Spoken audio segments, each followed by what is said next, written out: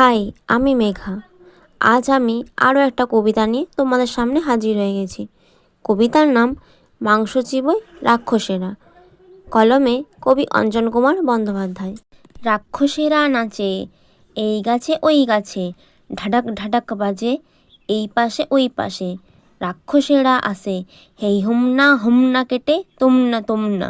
ঢ্যাঙ্কু নাকুর নাকুর, কোথায় গেলে বাপু? আয় আয়না কাছে, রাক্ষসেরা নাচে, রাক্ষসেরা হাসে এই পাশে ওই পাশে। হাহা হিহি হো হো, মানুষগুলো খাবো, দেড়ে দিম না করতে পারি কি না?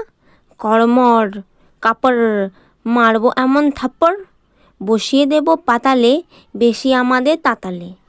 বলছি যা তা করো, হাত তোলো আর মরো। ঢং ঢঙা ঢং বাজে রাক্ষসেরা নাচে, গায়ে বারুদের গন্ধ, রাক্ষসেরা অন্ধ।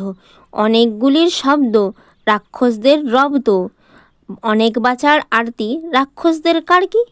দুম দাম দুম বোমের শব্দ বাড়ে ক্রমে, খরা বাড়ে চাষে রাক্ষসেরা আসে। আকাশে খড়কুটো, রাক্ষসদের মুঠো, নাকগুলো তো থ্যাতা, নিগড়ানো সব নেতা।